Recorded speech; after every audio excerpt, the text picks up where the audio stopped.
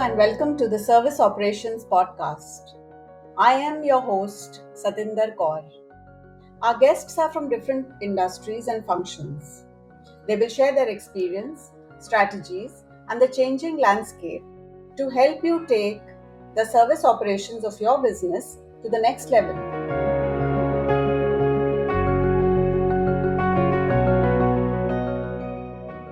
Hi, Prasad.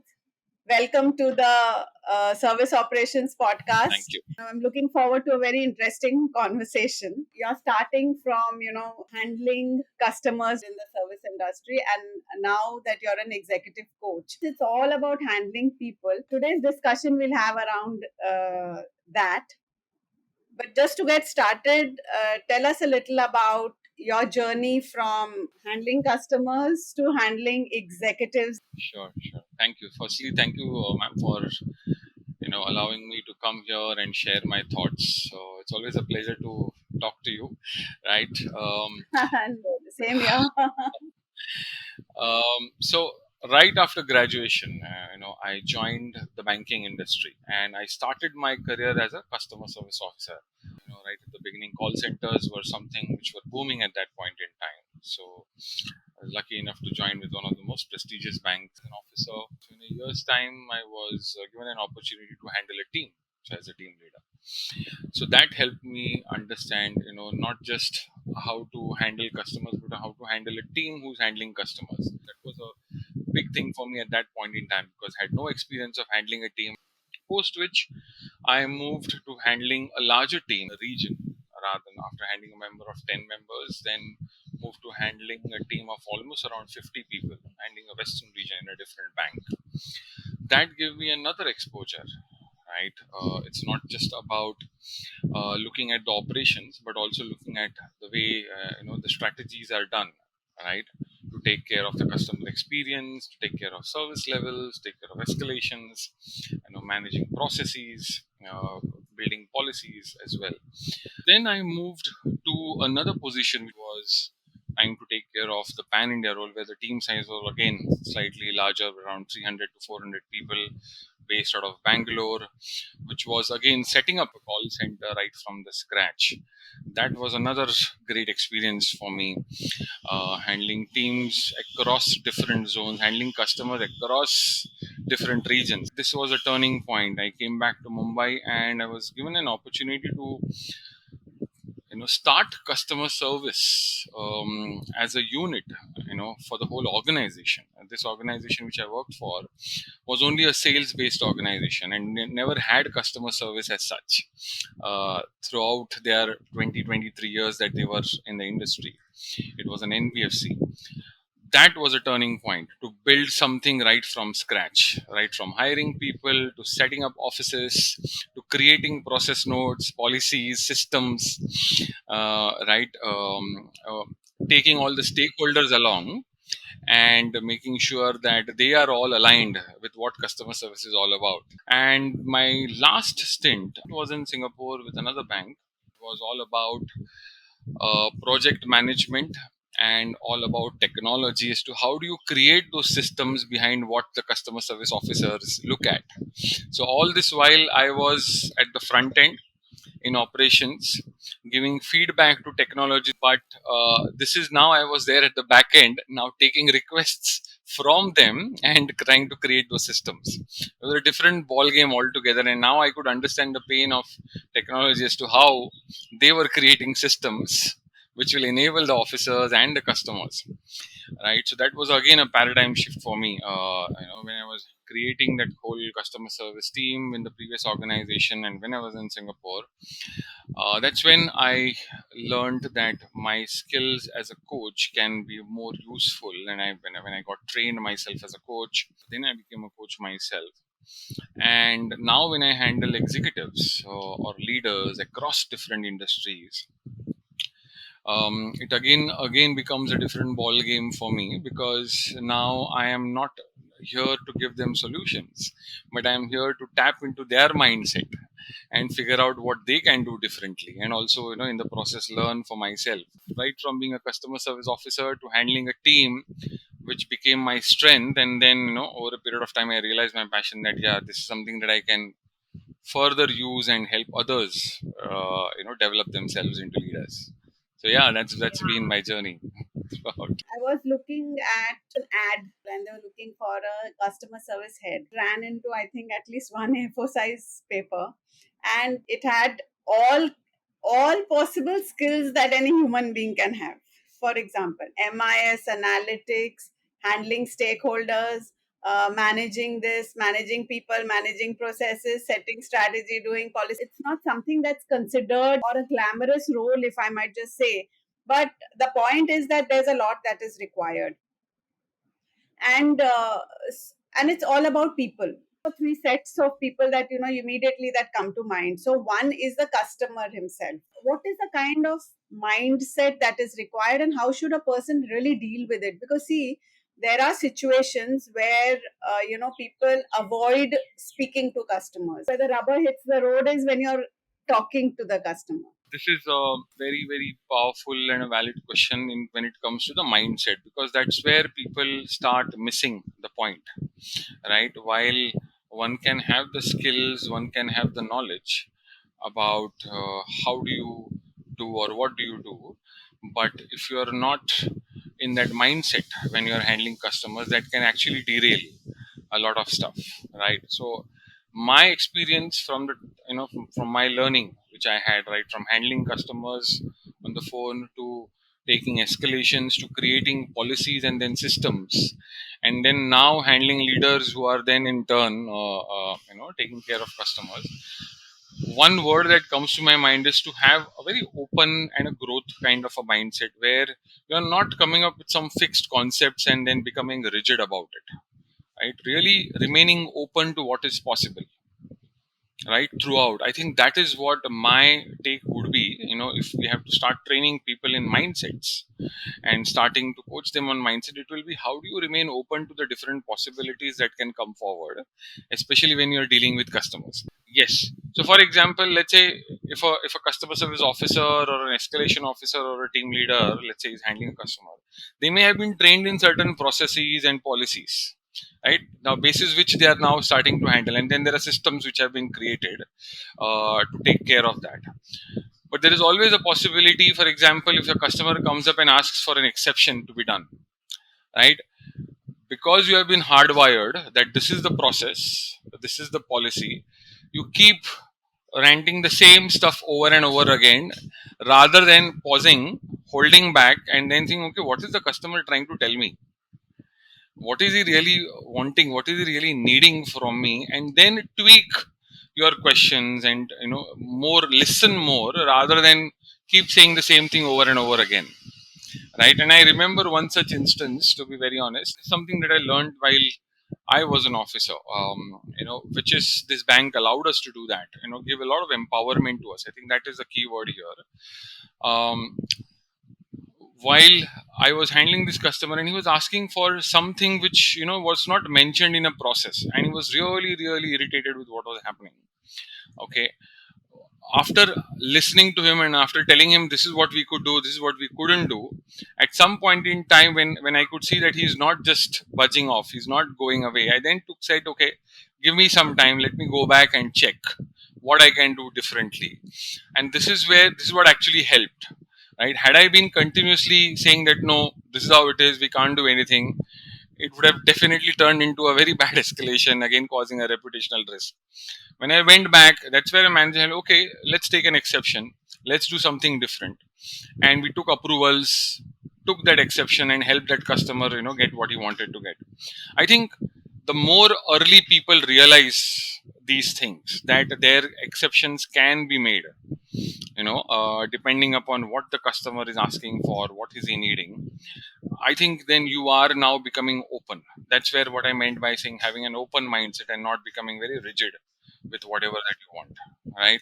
People who handle customers. So in any company where there are customers, particularly service based, I think people don't need to forget at any point of time that they are actually there to help the customer. See, somewhere, that thing sets in that, yeah, you're there, you're doing a job, and this is what you're supposed to do. So we forget why we are there. That's just one part. But second is also about how does one deal with the anxiety of dealing with a customer that actually puts you off for a few interactions even after that. And that applies, of course, not just customers, to anybody who you are not able to deal with. So is there some formula for that? Anxiety, stress, these are some things which are very natural to all of us, and they will keep coming. So before I dive into that, I remember somebody, one of our senior leaders, when I was working with this organization, said, how do you don't get stressed out? And his answer was, he said that you only a dead body will not have a stress. The rest, everybody has a stress. So it's not about not having stress, it's about how do you handle that? What do you do about it? How do you manage it? And I think that was a very realistic way, and it hit me hard. I still remember it, that you have to manage. Stress will always. First is to acknowledge that, yes, I am stressed. Right? Acknowledge those emotions that, yes, I am feeling a bit anxiety, I'm feeling a bit anxious. And then trying to understand what exactly is causing this anxiety. Am I thinking about things which are completely out of my control, which I am trying to change, or am I focusing on the things which are in my control?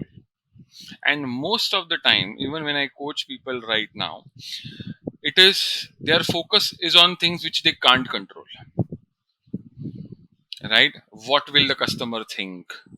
What will some senior leader think if I ask for an exception? Or will this work? What if I fail? Right?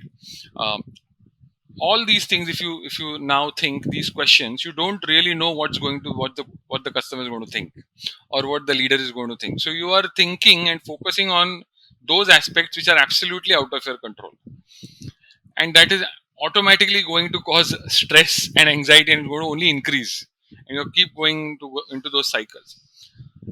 If you exactly do the opposite and ask and reframe it, what's in my control now?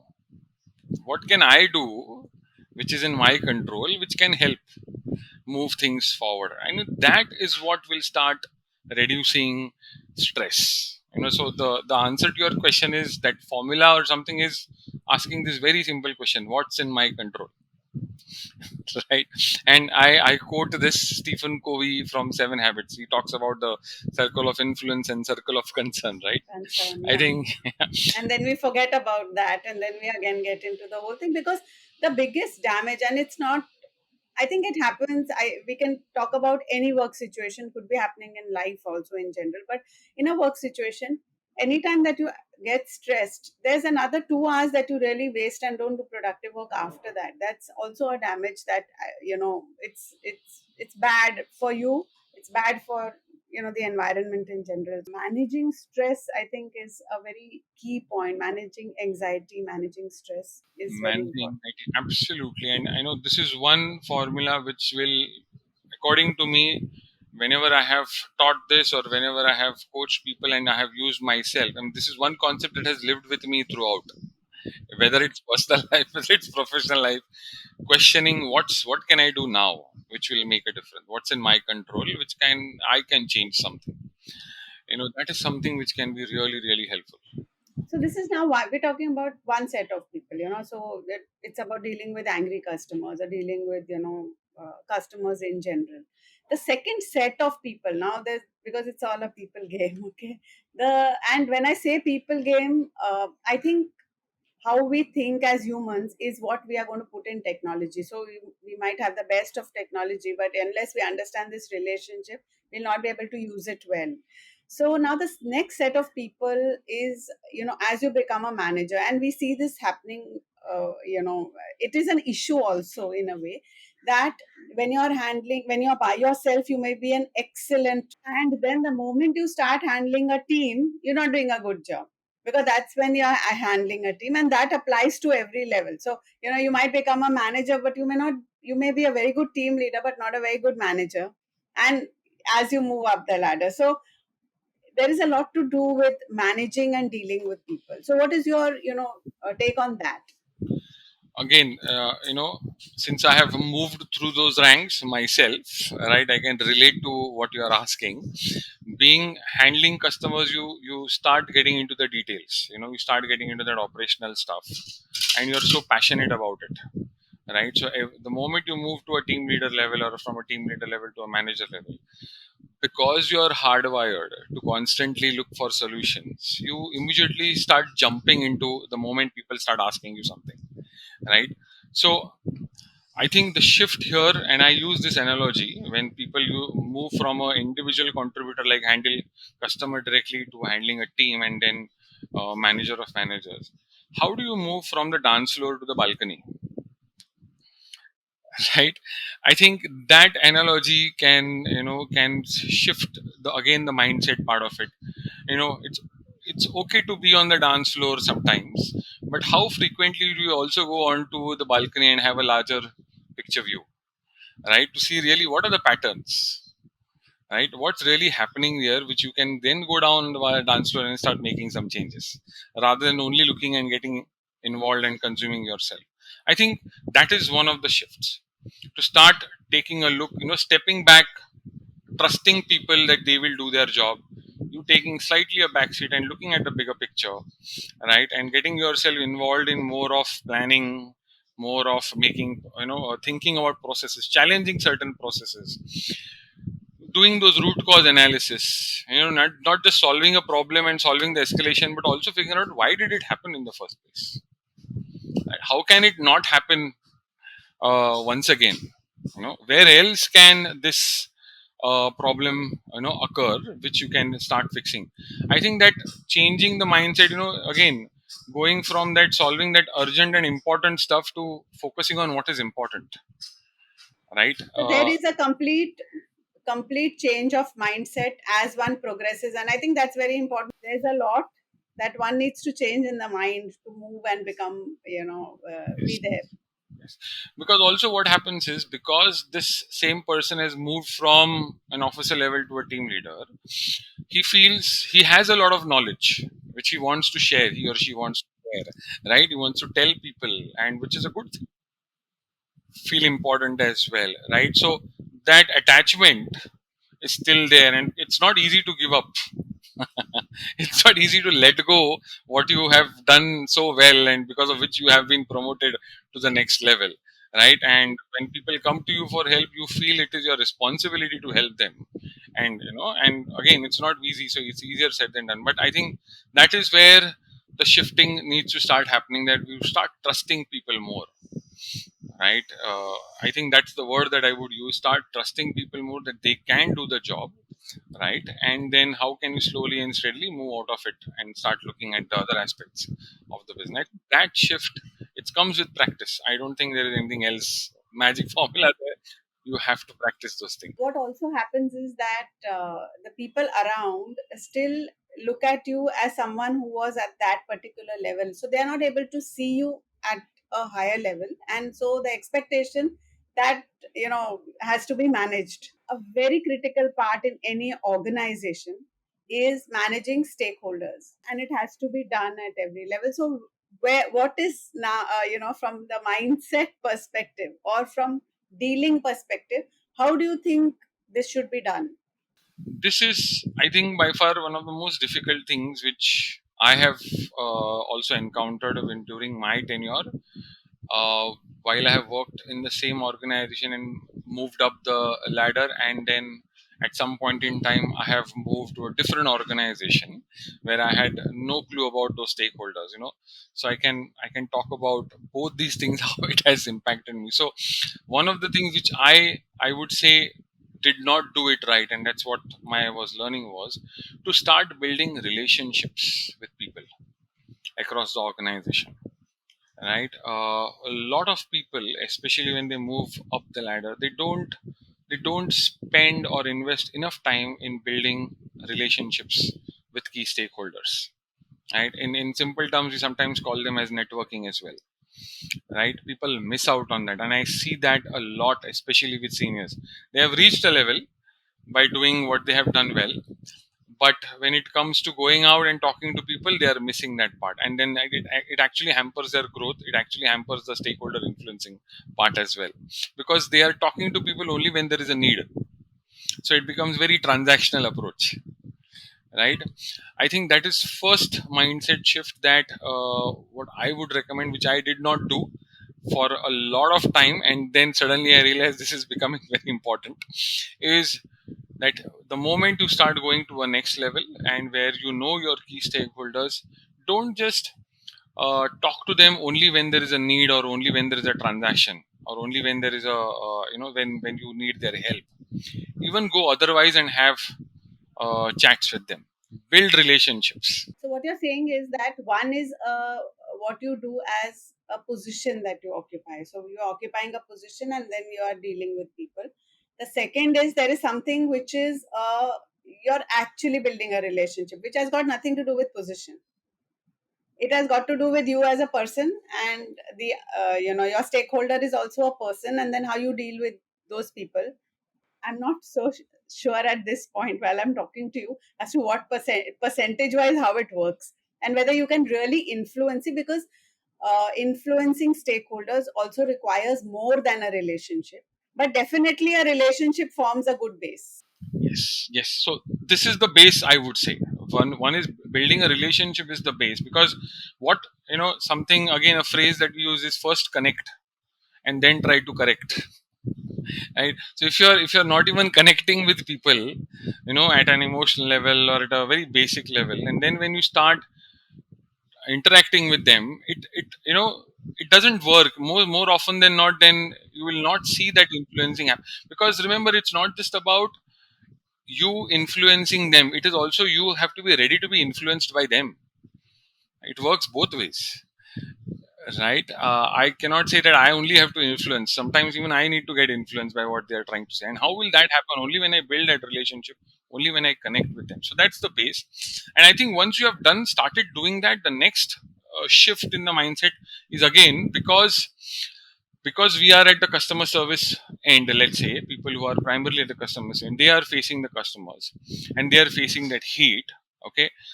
The natural thing is to, when you talk to stakeholders, is to keep talking. Keep telling, look, this is the problem, this is how it should be done, this is how it should not be done. That's the natural instinct. I think the shift there in the mindset, which I believe needs to be done, is how are you balancing your talking with listening?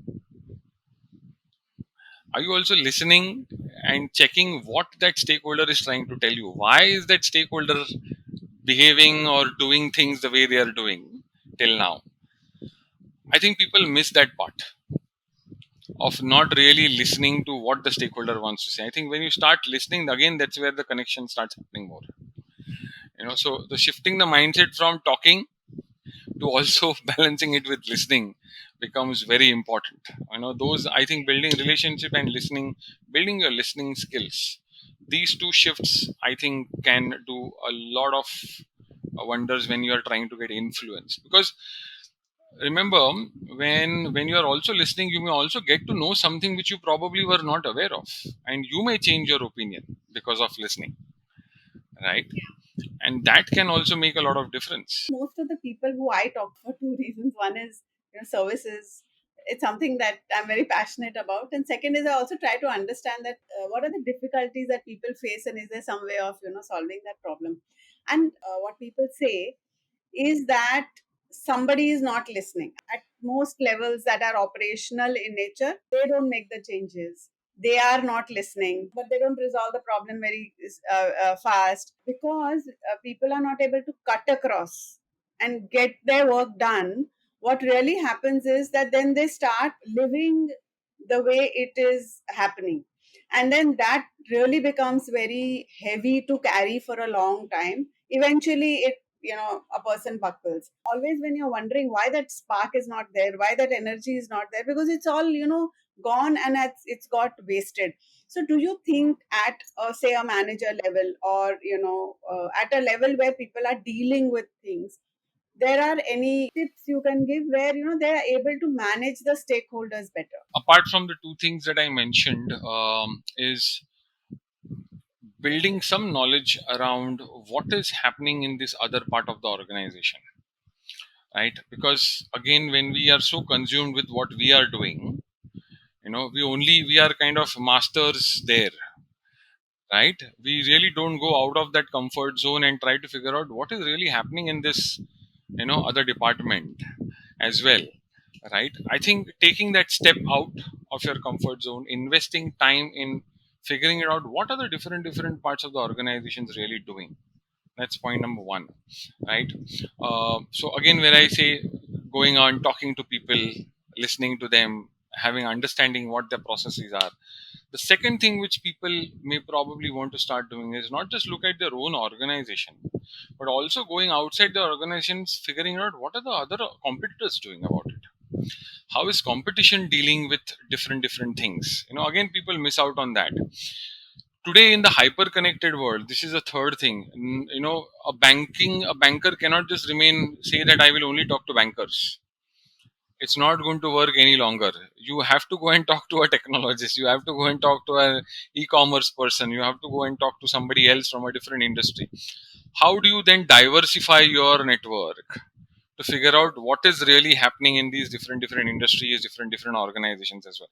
Because that is when which will help you when you're talking to a stakeholder and influencing them. You can actually bring in these different perspectives, and help see this is what is happening around us. Why can't we try to do this? What will it take to make this happen? Right? I think that is what I would suggest people, especially at senior level. So see how this is always connected. Only when you give up your operation stuff, only when you start going to that balcony and having a strategic, we will start getting this time to do all of this. Yeah. So I think coming out and finding that time, that small windows of time, I think is very critical. I'll just add one more thing, which is not to do with the mind really, but I believe it's an high impacting item. I remember a conversation with one manager, and he was overwhelmed with some issue. So I said, have you gone and spoken to that particular team, whose issue it is? So he says, yes, I've told them many times, but nothing seems to be happening. So I said, do they have an idea of what exactly, like what are the kind of numbers that are there? I mean, how much is it? But he had not done that. So I said, why don't you try doing that? But now that requires a little effort in terms of compiling a little bit and then sharing it. It requires a bit of regularity. So you have to, if you're doing it, then you need to do it every day. But these are some of the things which probably get sidelined for want of, because the other person may not even be knowing what you're going through. Correct. And what you're saying is absolutely right, because sometimes people will just go and talk, become very emotional and keep talking very generic stuff. But the moment you go with some data, right, again, data which is related to your organization, and if you're able to bring data from an outside perspective, then suddenly that shift can happen, and your ability to influence the stakeholders can be even more powerful, because now you're bringing in some meaningful analysis, meaningful data, right?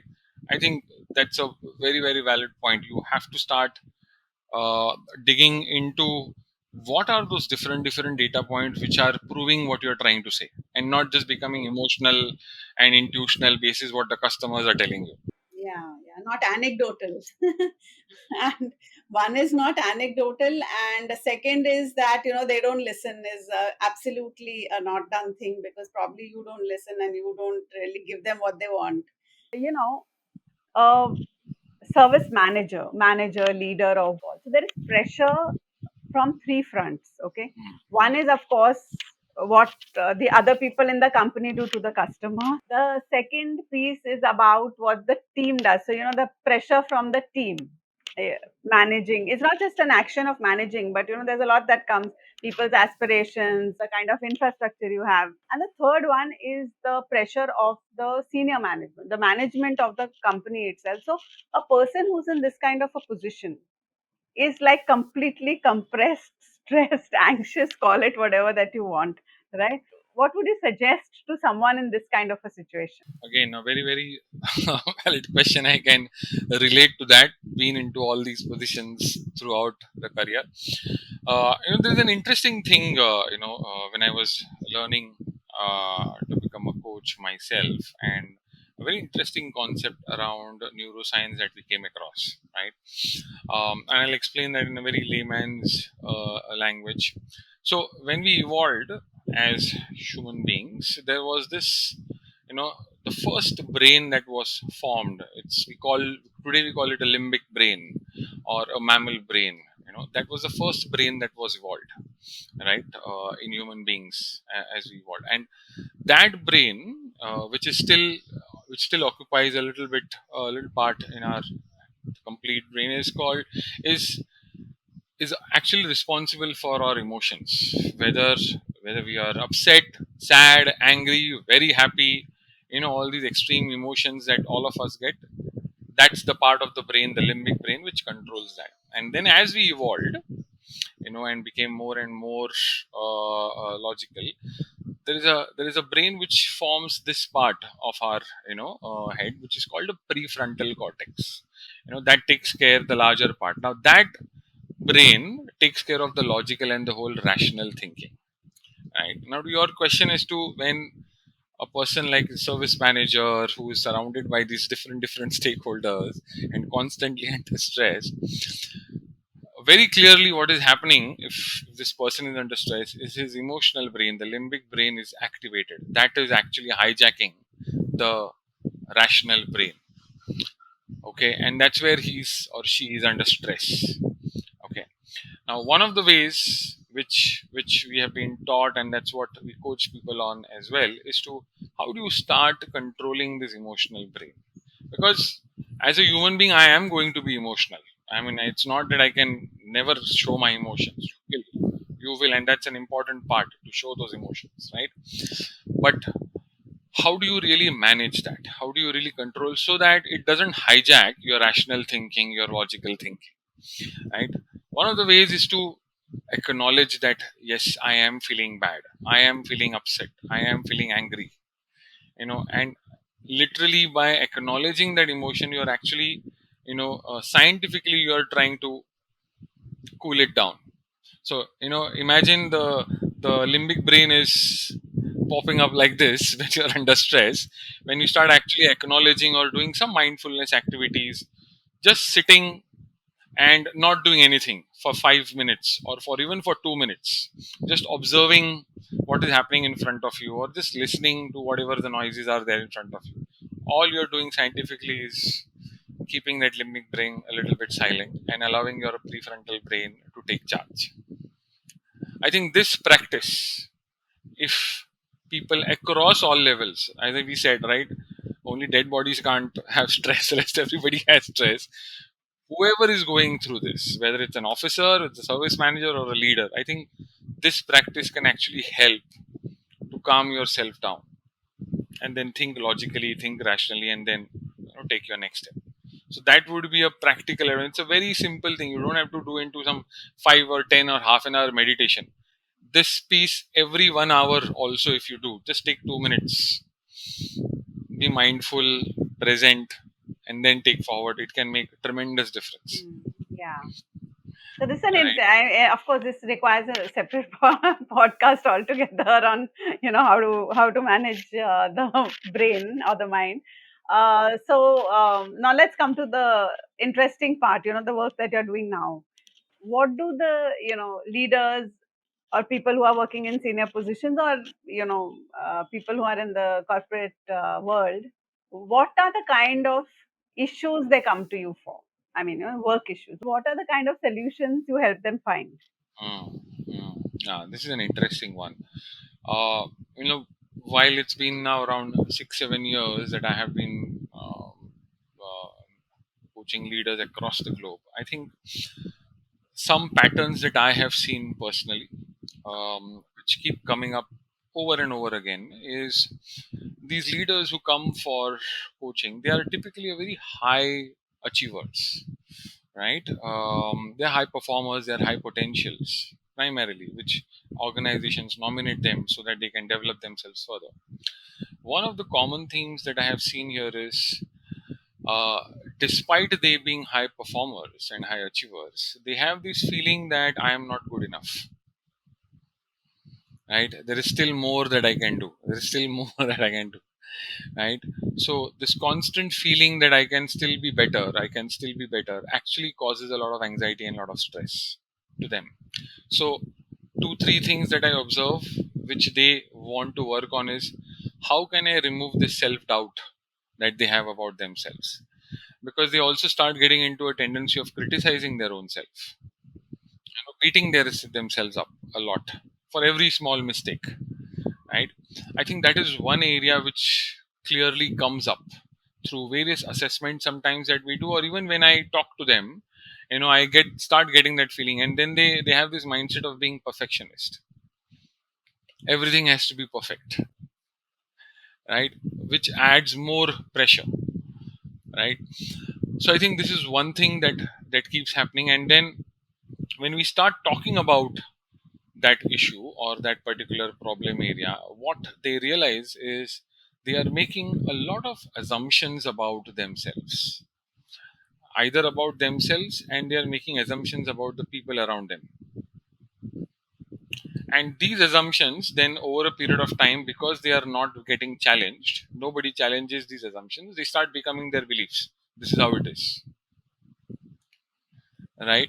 So no challenging their beliefs, never challenging their assumptions, they continue with that same mindset again, and they continue to act and behave under stress, and which sometimes gets passed on to their teams as well, right?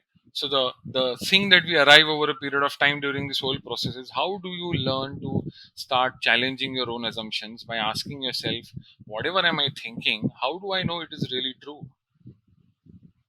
Have I really tested? Because these guys are very good at challenging others thoughts and others and beliefs, right, in meetings or even with team members. But the moment the question comes, how well are you challenging your own thoughts and assumptions? And that's put them into the thinking mode. Oh, I have never tried to do that. I've never challenged my own assumptions or my thought process. I think that's what we arrive at, and that becomes a real powerful way to then start moving. And that's what we try and do, because as a coach, I don't give solutions, right? I only keep thinking and checking. What are you thinking? How are you thinking? Why are you thinking the way you're thinking? And is that the only way to think? Could there be another way to think? Right? I think this is what one very clear, I would say this is one of the topmost problems, and this is how we arrive at those. This is how they realize what can start doing differently. Right. Another aspect that I come across, which we briefly touched upon when we talked about, is because they have grown up the ranks, they, and you said it very rightly, they want to feel important, right? They want to make sure that they don't never fail. So then they start getting into operational issues more often. They start micromanaging stuff, right? And that is what doesn't allow them to start being more strategic in nature, right? So they become very good operational managers and operational leaders, okay? But when it comes to being strategic, which is what we talked about, the balcony and the dance floor, they never spend time in that balcony. The most of the time is going into micromanaging. I think what once they realize, and that also then this trickles down to a lot of other areas. Yeah, productivity, time, work-life balance. Exactly. Yeah, Bang on. it's vicious. Right? It's a vicious Yeah, circle. it's a vicious circle, and then that opens up a Pandora's box. Sorry, my time management is not going well. My work-life balance is. I'm not focusing on my health well, right? Because how will you do it? Because you're getting involved in what others should be doing. As a leader, you're not doing what you should be doing, but you're focusing on what others should be doing. I think that stepping back, right, becomes another important aspect. That realization, and I tend to bring up the very classic concept of, are you focusing on the urgent and important one, or are you focusing on what is really important? What are your priorities in life? Not just in your professional life, but even in your personal life. What is important for you, right? And where is your focus? There is no, line between work and life, right? Yes. Yeah, I also come across the same thing, and again gets linked to their ability to say no to people, right? Because over a period of time, they just want to please everybody, their teams, their bosses, their stakeholders. And how do I say no? You know, again, the assumption comes into picture. What if I say no? What will people think? I think this "what will people think" becomes, it's like it's a big one.